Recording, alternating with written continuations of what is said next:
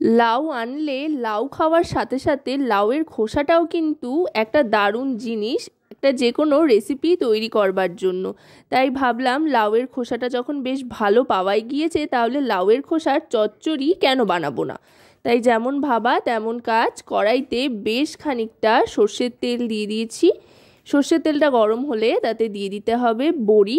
বড়িটা ভালো করে ভেজে নিতে হবে। অবশ্যই কিন্তু এই রেসিপিটা সর্ষের তেলে বানালে বেশি সুস্বাদু হবে, তাই চেষ্টা করবেন বাড়িতে বানালে সর্ষের তেল দিয়েই বানাতে। এবার বড়িটা ভেজে নিয়ে তুলে নেব। এখানে আমি বিউলির ডালের বড়ি ব্যবহার করছি। বড়িটা বাড়িতেই বানানো, চাইলে আপনারা বড়ির রেসিপি ডেসক্রিপশানে দেওয়া লিঙ্ক থেকে দেখে নিতে পারেন। এবার বড়িটা তুলে নেওয়ার পর ওই তেলেই ফোড়ন হিসেবে দিয়ে দিলাম কালো জিরে, আর তার সাথে দিয়ে দিচ্ছি রাঁধুনি। রাঁধুনি দিলে কিন্তু খুব সুন্দর একটা ফ্লেভার আসে। এবার ফোড়নটা ভাজা ভাজা হয়ে যাওয়ার পর চচ্চড়ির জন্য যেভাবে সাধারণত আমরা আলু কাটি পাতলা পাতলা সরু সরু করে, সেভাবেই কেটে নেওয়া আলু দিয়ে দিলাম। আলুটা কিন্তু এবার একটু ভাজতে থাকতে হবে। গ্যাসের ফ্লেমটা কিন্তু মিডিয়াম টু লোতে রেখে আলুটা ভাজবো। হালকা একটা লালচে রং আসা পর্যন্ত আলুটাকে ভাজতে থাকতে হবে। এবার এর মধ্যে দিয়ে দেব লাউয়ের খোসার কুচিটা। লাউয়ের খোসাটা যতদূর সম্ভব ঝিরিঝিরি করে কেটে নেওয়া যায় ততটাই ঝিরিঝিরি করে কিন্তু কেটে নেওয়া হয়েছে। আর এটা দিয়ে দিয়েছি এবার কড়াইতে। আলুর সাথে এই লাউয়ের খোসাগুলো একটু ভেজে নেব। এবার এর মধ্যে দিয়ে দেব পেঁয়াজ কুচি। লাউয়ের খোসাটা দিয়ে নেওয়ার পর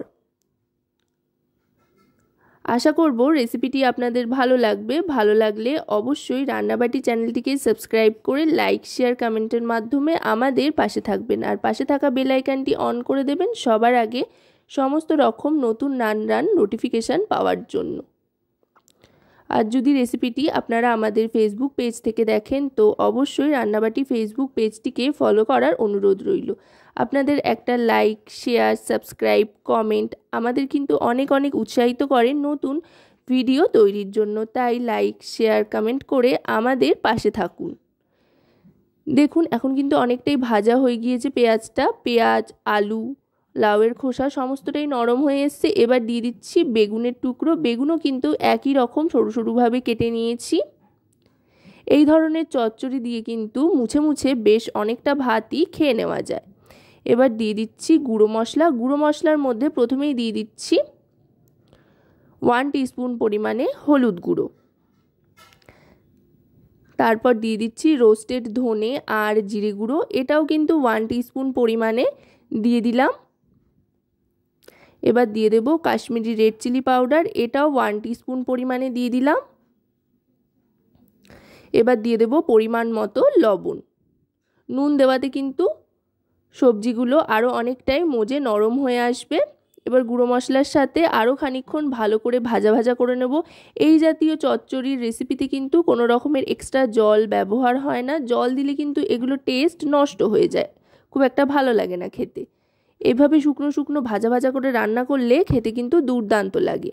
এবার গ্যাসের ফ্লেমটা একেবারে লোতে করে দিয়ে মিনিট 2 মতো ঢাকনা চাপা দিয়ে রাখার পর ঢাকনাটা সরিয়ে নিয়ে লো ফ্লেমেই আরও খানিকক্ষণ এটাকে কিন্তু ভালো করে ভেজে নিতে হবে। দেখুন সমস্ত সবজিগুলো কিন্তু একেবারে নরম হয়ে এসছে আর দারুণ সুন্দর একটা কালারও এসছে। এমনিতেই লাউয়ের খোসা পেঁয়াজ দিয়ে ভাজা খেতে দুর্দান্ত লাগে, আর এইভাবে যদি সমস্ত সবজি দিয়ে করা যায় তাহলে কিন্তু কোনো কথাই নেই। আর একটু চিনি দিয়ে দিলাম। চিনিটা স্বাদের জন্য দিলাম, আপনারা যদি না চান তো নাও দিতে পারেন, আর যদি চাইলে আবার একটু দিতেও পারেন। খারাপ লাগবে না, বেশ ভালোই লাগবে, বেশ একটা মিষ্টি মিষ্টি ফ্লেভার আসবে। চিনিটা দিয়ে ভালো করে মিশিয়ে নিয়ে এবার আগে থাকতে ভেজে রাখা বড়িগুলো যেটা গুঁড়ো করে রেখেছিলাম সেটা মিশিয়ে দিচ্ছি। আপনারা চাইলে গোটা গোটা বড়িও কিন্তু দিতে পারেন, আবার এভাবে ভেঙেও দিতে পারেন। এতে করে চচ্চড়ির সাথে একেবারে মিশে যাবে আর প্রত্যেকটা কামড়ে মুখে পড়বে। এবার দিয়ে দিচ্ছি ধনেপাতা কুচি। ধনেপাতা কুচিটা দিয়ে ভালো করে মিশিয়ে নিচ্ছি। বড়ি আর ধনেপাতা কুচি দিয়ে ভালো করে মিশিয়ে নিয়ে এবার এটা 1 মিনিট মতো স্ট্যান্ডিং টাইমে রেখে সার্ভ করে দেব। এটা শুধু কিন্তু গরম ভাতের সাথে যে খেতে ভালো লাগে তা কিন্তু নয়, রুটি পরোটা এগুলোর সাথেও কিন্তু চাইলে আপনারা সার্ভ করতে পারেন লাউয়ের খোসার এই চচ্চড়ির রেসিপি। তো আজকের এই রেসিপিটি আপনাদের কেমন লাগলো সেটা কিন্তু অবশ্যই আমাকে কমেন্টের মাধ্যমে জানাবেন।